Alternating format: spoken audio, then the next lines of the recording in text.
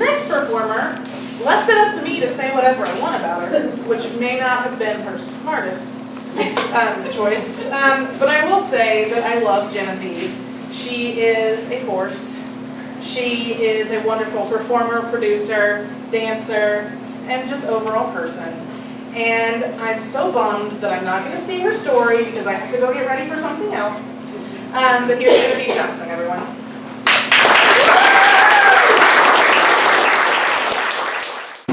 So, Frankie, as I originally met her, knows me from the burlesque world. So, she knows me as Gemma, or that person. Gemma is a very different person than Genevieve. Gemma takes away all the insecurity, and she has all the faith and the confidence in the world, and she gets up in front of people, and she talks, and she does things, and she takes off her clothes, and she does whatever the fuck she wants. It's not Genevieve. Genevieve hides. Genevieve does not share anything with the public. So you'll see me fidget, which is not something that normally happens when I'm on a stage, and you'll hear that thing in the back of my voice where I'm not really wanting to talk. But I had a story that I wanted to share today, and I'm going to try to keep it brief because there's about, as I said earlier to Patrick, there's 8 basic things that I'm going to talk about, and each of those things could be their own story. And I'm going to try not to do that because that would take forever, and I would lose all of you and you'd get mad. So, conveyor kid. Does anybody know what that term is? Okay, good. We're going to learn. So, who am I? Where am I going? What am I doing? What do I want? Who's asked themselves those questions? Okay, good. That makes me feel better. That's what I'm doing right now. I turned 30 in February. In January, I walked away from a career in engineering. I went from making a hell of a lot of money to not. So, let's just rewind. Let's go back. I graduated high school. I was pretty simple and plain in high school. I was a little grungy. I didn't like to shower. Yeah, I know, teenage girls that don't like to shower, huh? I was that one too, it's fine. I got you. So I did the things, I did all the, schoolwork, do all the honors classes, work, do extracurriculars, win state medals in academic shit, like, yeah, ooh, yay. And then turn around. And I'm in college, and I'm like, yeah, I'm going to be an actuary, I'm a math major, I really like math, I really like numbers. Yeah, I know, right? Crazy. I still do, it's weird, but I do. And I sit there, and I'm like, okay, I have my first internship. I wanted to shoot myself. I sat in an office, no one talked to anybody. They sat at their computers, they made Excel spreadsheets, they ran SQL queries and access databases. They did computer programming things. They did not talk to each other. Anyone who actually knew me before tonight would know that is not an environment I can be in. I hated it. So I went back to school the next semester and I changed my major. I went to mechanical engineering. Like, that was the biggest major at my small private STEM school. Everybody talked to everybody else, everybody collaborated, you learned, you did things, you built things. It was a functional application of math. It was math in real life. What could be better? So, I get out my books, and I study, and I make the good grades, and I get through life. I had some detours. A lot of them named Jim, Jack, and Johnny. But I got through it. Ironically, I went to pull out a textbook today to use as a prop for engineering school, and it's an actual book. See that I used in engineering school. I had all my tabs in it and everything, like the things that I wanted. And it's about stress and strain and how different things are constructed and how to properly support mechanical structures. And today, I look at this book and I kind of was like, how appropriate. Making hard decisions. That's what I'm doing right now, and that's what this piece is about. So, I finished school. I do the thing, right? You get out of school. What do you have to do when you graduate? Interview. Get a fucking job. Pay for all that money you just spent on school. Be professional, be polite, be clean, be neat.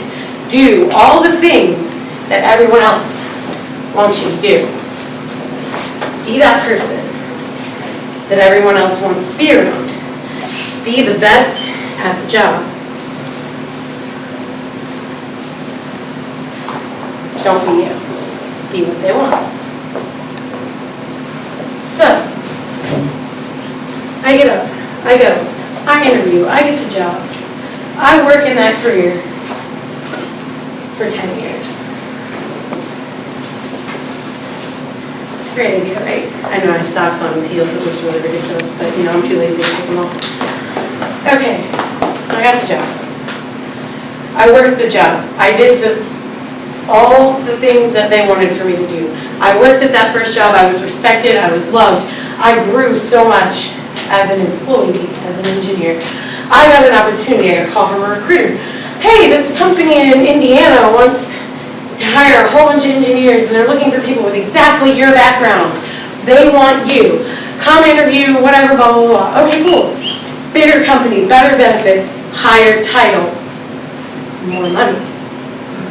I literally took a 25% pay raise to take the second job. I spent the next 3 years busting ass trying to prove myself and always falling short of expectations. I was angry, I was pissed off, I needed to move out. I needed to move on, I needed to get out, I needed away. So I got away. Got another job. I was in that role for 4 years. And that's where the time period where most of the people in this room who do know me from. I was so proud of the person that I'd become. I was in grad school. I was studying at night,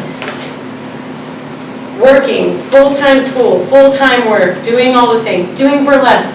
I even started to explore other passions in life. I started rescuing dogs.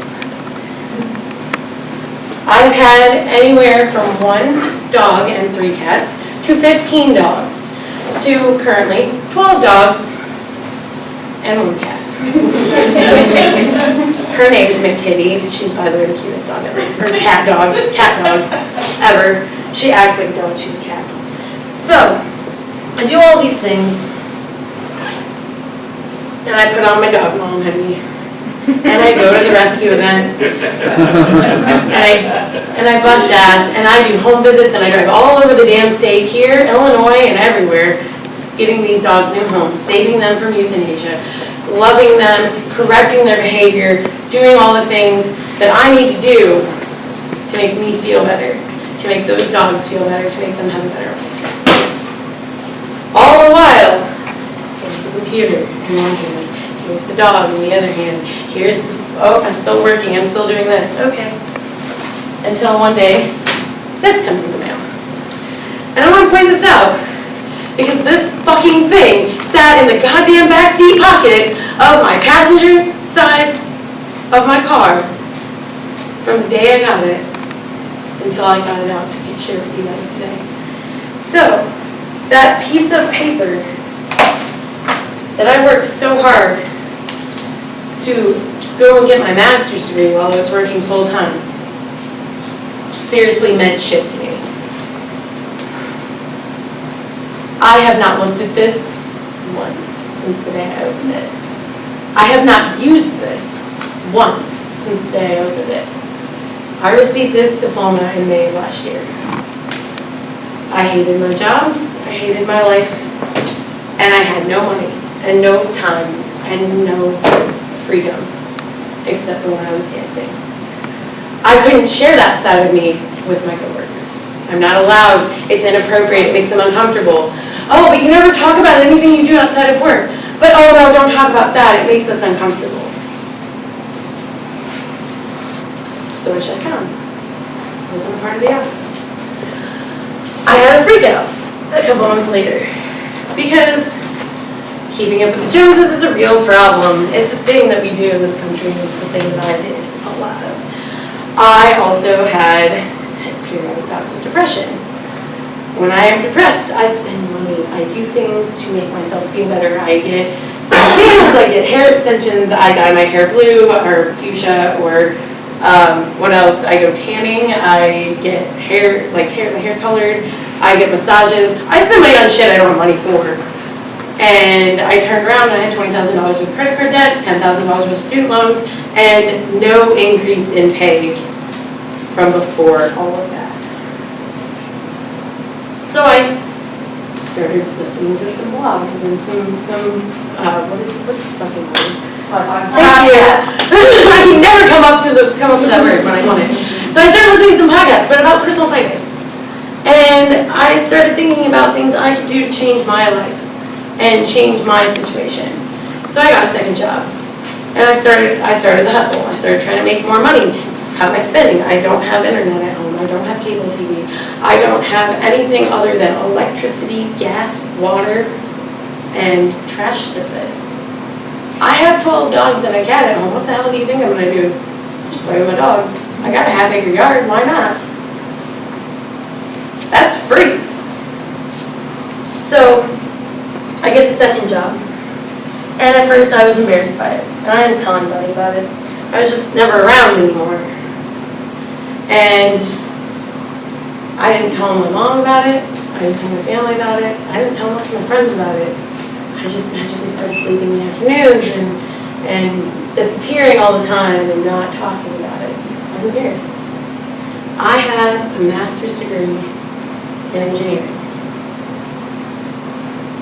And I was a crew member at McDonald's.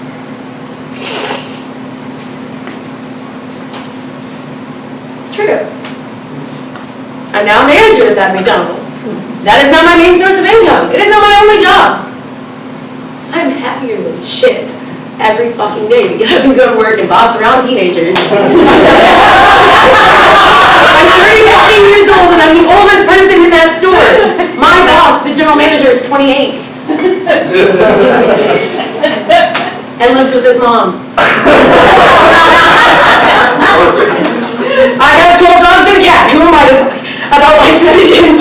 I mean, I am clearly not the person who has their shit together. But the one thing that I get about the job that I have now, I have the ability to talk about the other side of me. I have the ability to tell people when I'm going to be in a fucking burlesque show. I have the ability to share the things that make me happy with the people around me. I worked this year as a tax associate for H&R Block. Everyone there knew I danced burlesque. Not a single one of them made fun of me for it, mocked me for it, or put me down for it. Why not? Now, I don't know what the fuck I'm doing with my life. Like I said, I just turned 30, and I'm a manager at a McDonald's, which is a job literally an 18-year-old can have, and does have, because his name's Jaden, and I take over a shift from him 5 days a week. That's what he does. That's his plan for right now. He's 18, and he's a manager at McDonald's, and for 18-year-olds, yeah, sure, cool. I have a master's degree in engineering, and I have no desire to do it anymore. I don't know what's next. Alongside that degree, was enrolled in a dual degree program. I was supposed to get my MBA from Kelley School of Business. I dropped out this week. Yesterday, actually. That whole degree program is catered to people who work Monday through Friday, 9 to 5. Guess what? When you manage a restaurant, you don't work 9 to 5. I don't know if any of y'all knew that, but tend to work like 4 to midnight. So I couldn't meet with my group. I couldn't participate in group projects. I couldn't be a part of it. And I don't know if any of y'all ever took a marketing class, but kind of collaboration might be important. So So I stepped back and I said, is this important? What is this getting me? Is this going to get me where I want to go? And I answered that question with a question. Where do I want to go? Guess what? I'm 30. I don't know. I don't really give a shit. Yes.